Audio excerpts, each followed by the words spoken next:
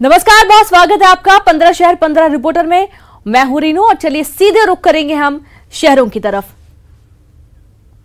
के भाजपा विधायक ओम प्रकाश सकलेचा राज्यसभा चुनाव में वोटिंग में शामिल हुए, तो अब उनकी कोरोना रिपोर्ट पॉजिटिव आई है। इसके बाद उनके संपर्क में जो उसी क्षेत्र के विधायक हैं वो जेपी अस्पताल में कोरोना टेस्ट कराने के लिए पहुंचे हैं। जावरा, स्वासरा, गरौठ और जो इस क्षेत्र के जो विधायक हैं वो पहुंचे हैं और एहतियातन इन्होंने कोरोना टेस्ट करवाया है, क्योंकि जब भाजपा विधायक दल की बैठक हुई थी तो ये जो 5 विधायक हैं उनके संपर्क में आए थे और इनके साथ ही जो दूसरे और जो विधायक हैं और जो पर्यवेक्षक हैं जो कि बैठक में शामिल हुए थे वो सभी ओम प्रकाश जी के संपर्क में आए थे। ऐसे में सुरक्षा के लिहाज से जो विधायक है इन्होंने कोरोना टेस्ट कराया ताकि जो दूसरे लोग हैं वो संक्रमित ना हो। सर, आप लोगों ने कोरोना टेस्ट कराया, किसी तरह का कोई डर आप लोगों के मन में? हमारे मन में कोई डर नहीं है, ये सावधानी है।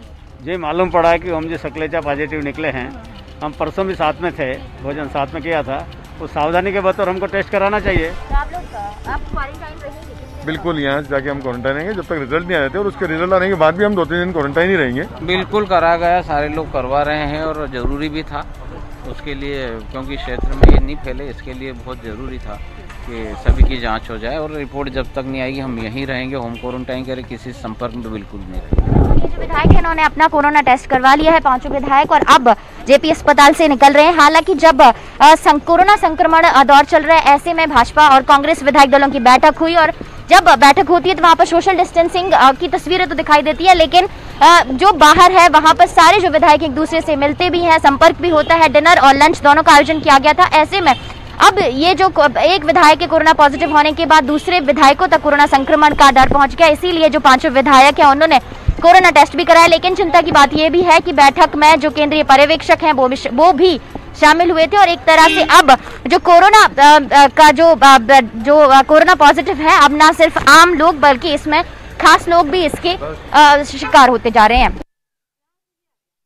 राज्यसभा चुनाव के नतीजों के बाद अब विधानसभा के उपचुनाव को लेकर तैयारी तेज हो गई है। कांग्रेस पार्टी ने राज्यसभा के चुनाव में बीजेपी की 2 सीटों के मुकाबले 1 सीट जीती हो, लेकिन कांग्रेस पार्टी इसी 1 सीट की जीत के सहारे उपचुनाव में उतरने की तैयारी में जुटी है।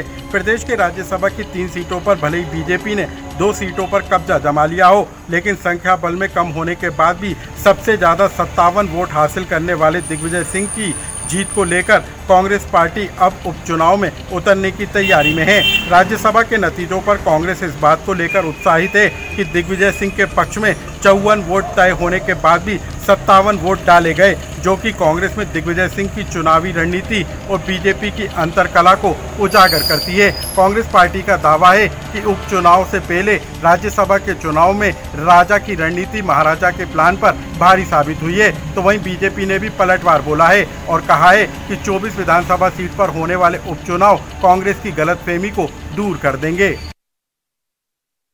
राज्यसभा चुनाव के नतीजे आने के बाद सोशल मीडिया पर बीजेपी और कांग्रेस के बीच सोशल वार शुरू हो चुका है। नतीजे आने के बाद पहला ट्वीट कांग्रेस की तरफ से आया, जिसमें बयान में कांग्रेस विधायकों का जिक्र करते हुए कहा गया कि वोट 93 मिले हैं। इस शेर के साथ कि बीजेपी के पांव तले जमीन नहीं, कमाल है, फिर भी उसे यकीन नहीं। इसके बाद ट्विटर पर राजा और महाराजा को बधाइयाँ देने का सिलसिला शुरू हुआ। फिर वोट के हिसाब से बधाइयों पर भी सियासत शुरू हो गई। कांग्रेस कह रही है कि दिग्विजय सिंह को वोट के मामले में सिंधिया से आगे निकल गए हैं। दिग्विजय 57 और सिंधिया 56। तो जब एक वोट पर सियासत हुई तो सोशल मीडिया में कौन ट्रेंड कर रहा है, ये सवाल भी उठना था। तो भले राजा यानी दिग्विजय सिंह को ज्यादा वोट मिले हों, लेकिन ट्विटर पर मिलने वाली बधाइयों में तो महाराज ट्रेंड कर रहे हैं। राज्यसभा चुनाव के नतीजे आने के बाद सोशल मीडिया पर सिंधिया ही सबसे ज्यादा ट्रेंड कर रहे हैं। ग्वालियर में आज कांग्रेस कार्यालय में पूर्व मंत्री तरुण भनोट के सामने कांग्रेसियों ने जमकर हंगामा किया। कांग्रेस दफ्तर में सोशल डिस्टेंसिंग की धज्जियां उड़ती नजर आई, तो वहीं टिकट के दावेदार के समर्थकों ने जमकर नारेबाजी भी की। ग्वालियर में आज कांग्रेस दफ्तर में एक महत्वपूर्ण बैठक आयोजित की गई थी। उपचुनाव के मद्देनजर आयोजित इस बैठक में ग्वालियर सीट के प्रभारी पूर्व मंत्री तरुण भनोट और कुछ विधायक शामिल हुए थे। कांग्रेस कार्यालय में इन मंत्रियों और विधायकों के साथ ही कांग्रेस के करीब 200 से ज़्यादा कार्यकर्ता भी मौजूद थे। इस दौरान तरुण भनोट ने कार्यकर्ताओं को पार्टी के लिए वफादारी से काम करने की नसीहत दी। लेकिन यहाँ पर सोशल डिस्टेंसिंग की धज्जियाँ उड़ती नजर आई। तरुण भनोट की प्रेस कॉन्फ्रेंस के दौरान 50 से ज़्यादा कार्यकर्ता एक छोटे से कमरे में घुस आए और उसके बाद टिकट के दावेदार अपने समर्थकों के साथ नारेबाजी करने लगे। तरुण भनोट ने किसी तरह से टिकट के दावेदार नारेबाजी कर रहे लोगों को समझाया, लेकिन ज़्यादातर लोगों के चेहरे पर मास्क नहीं था। वहीं भीड़ भड़ाका इतना था कि कांग्रेस के पूर्व मंत्री भी परेशान हो गए।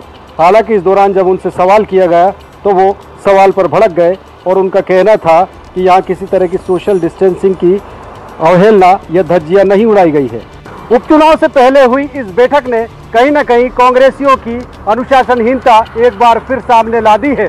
अगर कांग्रेस का यही हाल रहा तो उपचुनाव में उसके सामने बीजेपी से निपटना बड़ी चुनौती रहेगा। भोपाल के सामान्य प्रशासन विभाग से आया जेडीए अध्यक्ष की नियुक्ति का एक आदेश मानो शहर में चर्चा का विषय बन गया है। कैमरे के सामने देख रहे ये जनाब अब्दुल महबूब रंगरेज है, या फिर इन्हें हम तथाकथित जेडीए अध्यक्ष भी कह सकते हैं। ऐसा इसलिए क्योंकि इनके पास मौजूद एक आदेश इन्हें जेडीए का अध्यक्ष बताता है। बहरहाल ये आदेश कितना सही है कितना गलत यह तो नहीं पता, लेकिन भोपाल के सामान्य प्रशासन विभाग की हेडिंग का ये आदेश इस बात को कहने का दम भर रहा है। आदेश घर पर पहुंचने के बाद कांग्रेस नेता अब्दुल महमूद रंगरेज ने जेडीए पहुंचकर बकायदा इसकी रिसीविंग भी करा दी और कहा कि मैं जेडीए का नया अध्यक्ष हूं और मुझे जल्द कुर्सी दी जाए। कोरोना आया और इस बीच बात टल गई, लेकिन अब जब लॉकडाउन खत्म हुआ तो अब्दुल महमूद ने अपनी कुर्सी पाने की कवायद को तेज कर दिया है। इस पूरे मामले में उन्होंने कहा है कि बार बार जेडीए प्रशासन उनकी बात को मान नहीं रहा है और शासन से स्पष्टीकरण आने के बाद ही नियुक्ति संबंधी गतिविधि करने की बात कहता है। इस पूरे मामले में जेडीए प्रबंधन भी मजबूर है। जेडीए के मुख्य कार्यपालन अधिकारी राजेंद्र राय ने कांग्रेस नेता की गुहार तो सुनी, आदेश भी स्वीकारा, लेकिन इसकी पुष्टि होने के बाद ही किसी प्रकार की कार्रवाई की बात कही है। पूर्व कमलनाथ सरकार में हुई इस नियुक्ति का ये आदेश कितना सही है कितना नहीं ये तो पता नहीं, लेकिन अगर ये शरारत है तो वाकई कानूनी रूप से इस पे प्रकरण दर्ज होना चाहिए। मॉनसून के शुरुआती दौर में ही बारिश ऐसी हुई है कि राजधानी भोपाल में 10 साल पुराना रिकॉर्ड टूट गया है। शुक्रवार एक दिन की हुई बारिश ने भोपाल के पिछले सारे रिकॉर्ड तोड़ डाले।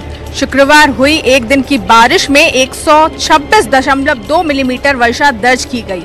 इससे पहले साल 2013 में 26 जून को 115.5 मिलीमीटर बारिश रिकॉर्ड हुई थी।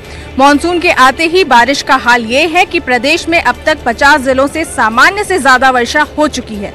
मौसम विभाग ने आने वाले समय में ये संभावना जताई है कि गरज चमक के साथ भारी बारिश का दौर शहर में फिलहाल जारी रहेगा। मौसम केंद्र ने अगले 24 घंटे के लिए येलो अलर्ट जारी किया है। सीधी, सिंगरौली, रीवा, मंडला और बालाघाट में भारी बारिश के केंद्र ने संभावना जताई है। जबलपुर, सागर, शहडोल, भोपाल, होशंगाबाद, उज्जैन, इंदौर, ग्वालियर, चंबल संभाग में गरज चमक के साथ बारिश का पूर्वानुमान बताया है। मॉनसून में बारिश के कारण शुरुआत में ही जहां निचले इलाकों में पानी भर गया तो वहीं तालाब और झील भी ओवरफ्लो होने की तरफ है। ऐसे में उम्मीद की जा रही है कि आने वाले समय में जल्द डैम के गेटों को खोला जाएगा।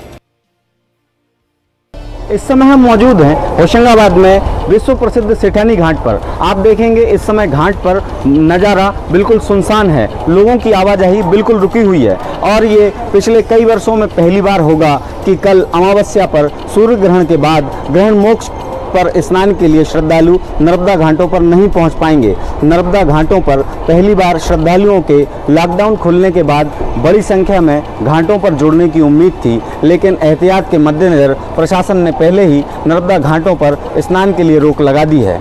कोरोना संक्रमण न फैले इस फिक्र में अमावस्या के पहले ही प्रशासन की ओर से मुनादी करवा दी गई है कि इस बार स्नान के लिए घाट बंद रहेंगे। होशंगाबाद के पिपरिया से लेकर सिवनी मालवा के तमाम घाटों पर स्नान के लिए रोक लगाई गई है और कल 2020 के अमावस्या पर पड़ने वाले पूर्ण सूर्य ग्रहण के बाद घाटों पर ग्रहण मोक्ष स्नान के लिए श्रद्धालु नहीं पहुंचेंगे। प्रशासन द्वारा घाटों पर बैरिकेडिंग की गई है और सुरक्षा बलों की तैनाती भी की गई है। हाल ही में होशंगाबाद में कोरोना रिटर्न होने के बाद सुरक्षा व्यवस्था और बढ़ाते हुए प्रशासन इस बात की व्यवस्था बनाने में जुटा हुआ है कि किसी भी स्थान पर भीड़ न जुट पाए, लिहाजा अब घाटों पर भी लोगों की आवाजाही बिल्कुल रोक दी गई है।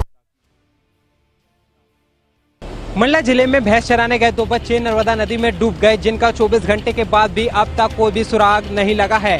दरअसल मंडला जिले के गाजीपुर गांव के 2 बच्चे भैंस चराने के लिए नर्मदा के तट के आसपास घूम रहे थे। इसी दौरान बच्चों को प्यास लगती है और ये बच्चे अपनी प्यास को बुझाने के लिए नर्मदा के घाट समीप पर पहुंचते हैं। इस दौरान बच्चों का पैर फिसल जाता है और ये बच्चे वहां डूब जाते हैं। हादसे के बाद से करीब 24 घंटे बीत जाने के बाद से बच्चों का अब तक कोई भी सुराग नहीं लगा है।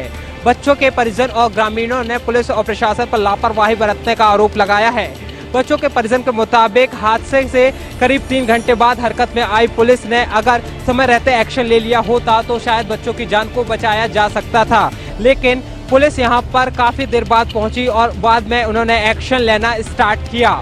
अगर यही काम पुलिस समय रहते कर लेती तो शायद बच्चों की जान और बच्चों को आसानी से खोजा जा सकता था, लेकिन अभी 24 घंटे बीत जाने के बाद से ही अभी तक बच्चों का कोई भी सुराग नहीं लगा है। हालांकि मौके पर एसडीआरएफ और स्थानीय गोताखोरों की मदद से बच्चों को लगातार रेस्क्यू ऑपरेशन जारी है और बच्चों को ढूंढा जा रहा है। धार के जिला अस्पताल में एक ही दिन में 4 नवजात बच्चों की मौत के बाद सनसनी फैल गई है। इस मामले के बाहर आने के बाद पूरे जिले में हड़कंप मचा हुआ है। जिला अस्पताल की स्पेशल केयर न्यूबॉर्न यूनिट में भर्ती इन 4 बच्चों की मौत की वजह और बीमारी अलग अलग बताई जा रही है। इलाज के दौरान हुई मौत के बाद परिवारजनों ने जिला अस्पताल के डॉक्टर और स्टाफ पर लापरवाही के आरोप लगाए हैं। हालांकि यूनिसेफ की मदद से चल रही जिला अस्पताल की स्पेशल न्यूबॉर्न यूनिट बच्चों की गंभीर बीमारियों के इलाज के लिए ही तैयार की गई है।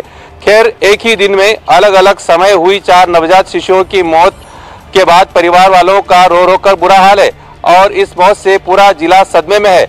हालांकि अस्पताल प्रबंधन का कहना है कि बच्चों को अलग अलग बीमारियां थी और इलाज में किसी तरह की कोई कोताही या लापरवाही नहीं बरती गई है। सागर के पटकुई ग्राम में लॉकडाउन के दौरान गरीब आदिवासियों को अनाज देने के बदले ईसाई प्रार्थना कराए जाने का मामला गर्मा गया है।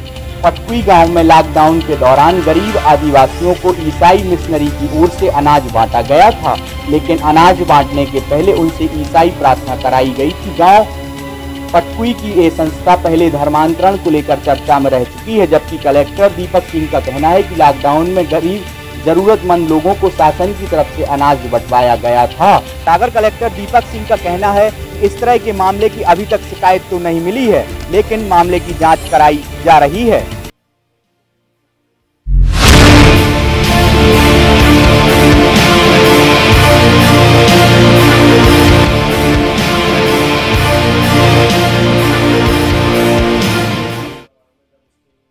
छत्तीसगढ़ में करीब 15,000 पदों पर शिक्षकों की भर्ती का मामला अब विवादित होता जा रहा है। मार्च 2019 में आए विज्ञापन के बाद पहले परीक्षा परिणाम और उसके बाद साक्षात्कार और सत्यापन के बाद अब चयन सूची का इंतजार अभ्यर्थियों को लंबे समय तक करना पड़ रहा है। अभ्यर्थियों के द्वारा अलग अलग प्लेटफॉर्म पे ये बार बार मांग की गई है कि चयन सूची जारी करके जिन्हें रोजगार मिल रहा है, जो पात्र हो, उन्हें कम से कम रोजगार के अवसर प्रदान किए जाए। राज्य सरकार 2019 में विज्ञापन जारी करते वक्त ये कही थी कि 14 साल बाद ये पहला ऐसा मौका है जब छत्तीसगढ़ में सीधे तौर पे शिक्षकों की भर्ती की जा रही है। मगर 1 साल से अधिक समय बीतने के बाद भी अब तक भर्ती प्रक्रिया पूरी ना होने पे अब कई तरह के सवाल उठने लगे हैं। तो वहीं अभ्यर्थियों के मन में काफी आक्रोश भी अब दिखाई पड़ रहा है और यही वजह है कि अलग अलग दिनों में अलग अलग माध्यमों से इन तमाम अभ्यर्थियों के द्वारा राज्य सरकार के खिलाफ प्रदर्शन भी किया जा चुका है। बहरहाल देखना होगा कि इन अभ्यर्थियों का इंतजार कब समाप्त होता है और चयन सूची सरकार के द्वारा कब तक जारी की जाती है। तो चलिए 15 शहर 15 रिपोर्टर में फैला लेते हैं, लेकिन इसी बीच एक दमोह से बड़ी खबर है, जहां एसपी ऑफिस के सामने हंगामा हुआ। महिला का शव रखकर परिजनों ने जमकर हंगामा किया, धरना प्रदर्शन किया। परिजनों का आरोप है कि महिला से लोगों ने मारपीट की। मारपीट में अब तक कार्रवाई न होने से परिजन काफी नाराज थे और कुछ दिन पहले बाइक सवार दंपति का एक्सीडेंट हुआ था। बाइक से टकराकर एक बच्ची भी घायल हुई थी। परिजनों ने बच्चे के परिवार पर मारपीट का आरोप लगाया है। मारपीट के बाद घायल हुई थी बाइक सवार महिला, तो वहीं महिला को गंभीर हालत में जबलपुर रेफर किया गया था। इलाज के दौरान महिला की मौत हुई। एएसपी के आश्वासन पर परिजनों ने धरना खत्म किया है, लेकिन इसके पहले जबरदस्त हंगामा चलता रहा। तो मारपीट के बाद महिला काफी घायल हो गई थी, जबलपुर भर्ती किया गया था और यहां पर इलाज के दौरान महिला की मौत हो गई, जिसके चलते मृतक महिला के परिजनों ने काफी हंगामा किया। दमोह में एसपी ऑफिस के सामने जमकर हंगामा किया गया। आप ये तस्वीर जो देख रहे हैं वो उस वक्त की तस्वीर है जब परिजनों को समझाया जा रहा था, उनसे कहा जा रहा था कि वो बिल्कुल शांत हो जाएं, इस पूरे मामले की गहनता से जांच की जाएगी। आपको बता दें कुछ दिन पहले का मामला है जब एक्सीडेंट हो गया था और एक्सीडेंट में बाइक की टक्कर हो गई थी और उसमें एक बच्ची जख्मी हो गई थी और ऐसा आरोप है कि बच्ची के जो परिजन है उन्होंने महिला के साथ काफी मारपीट की और इस मारपीट में महिला बुरी तरीके से घायल हो गई थी, जिसे बाद में जबलपुर रेफर किया गया था और इलाज के दौरान महिला की मौत हो गई थी। दमोह का पूरा मामला है। एसपी ऑफिस के सामने जमकर मृतक महिला के परिजनों ने हंगामा किया। तो कोरोना संकट के दौर में स्वच्छ पानी और उसका प्रबंधन बड़ी समस्या है, खासकर बड़े सामुदायिक परिसर जैसे कि बहुमंजिला इमारतें और अपार्टमेंट में सभी लोगों को उपयोग के लिए साफ पानी पहुंचाना किसी चुनौती से कम नहीं। ऐसे में पानी के कुशल प्रबंधन में वैनकुआ वाटर मैनेजमेंट सिस्टम बेहद कारगर साबित हो रहा है। हार्पिक न्यूज 18 के मिशन पानी के तहत ये रिपोर्ट देखिए और मुझे दीजिए इजाजत। नमस्कार।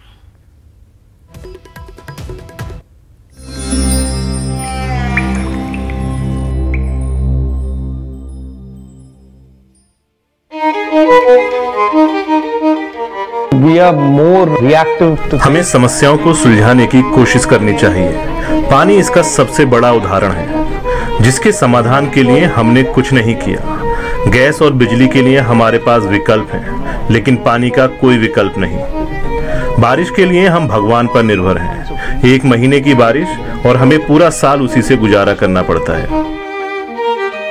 पानी नहीं तो कपड़ा धुलेंगे नहीं, खाना पकेगा नहीं और इमारत बनेगी नहीं। इसलिए पानी बचाना बहुत जरूरी है। पानी की मांग तो बढ़ती जाएगी और सप्लाई करने की कोशिश करते रहें, लेकिन इससे समस्या का हल नहीं निकलेगा। जरूरत है कि हम इस मुद्दे पर काम करें और लोगों के नजरिए में बदलाव लाएं। इसी से ही लोग पानी का इस्तेमाल ठीक से करेंगे। अगर आप पानी बचाना चाहते हैं तो आप इसे ढंग से इस्तेमाल करें, पानी को बर्बाद ना करें और सही मात्रा में ही इस्तेमाल करें। हम जल संरक्षण के लिए काम कर रहे हैं। आपके लॉरी टैंकर से लेकर आपके घर के टैंक तक कितना पानी आप इस्तेमाल कर रहे हैं, इसकी जानकारी हम आपको दे सकते हैं। From end to end. अगर मैं आपसे पूछूं कि आप नहाते समय कितना पानी इस्तेमाल करते हैं, आपकी काम वाली बाई ने कितना लीटर पानी इस्तेमाल किया, या फिर घर में सब मिलकर कितना पानी इस्तेमाल कर रहे हैं, इसकी हमें कोई जानकारी नहीं होगी। लेकिन अब हमारे इस डेटा की मदद से हम लोगों की सोच में बदलाव लाने की कोशिश करेंगे। दूसरी हमारी कोशिश ये है कि हम इस समस्या के समाधान को मनोरंजक कैसे बना सकते हैं। जैसे कि आप किसी प्रॉपर्टी पर जाएं, अगर आप पानी बचाएं तो ऐसे में 5 लोगों को जिम की सुविधा मुफ्त में मिलेगी। हमारी पूरी कोशिश है कि इस डेटा से हम लोगों की मानसिकता में बदलाव लाएं। हमने लगभग 4 साल पहले ये लगाया था। हमारी सोसाइटी 5 साल पुरानी है और एक ही साल में हमने ये इंस्टॉल कर दिया था। इसको इंस्टॉल करने के बाद ही पानी के टैंकरों की संख्या में गिरावट आई। 136 से 72 टैंकर हो गए। इसके अलावा लागत भी लगभग आधी हो गई। Now we are reduced to 50% so that we are saving for our future.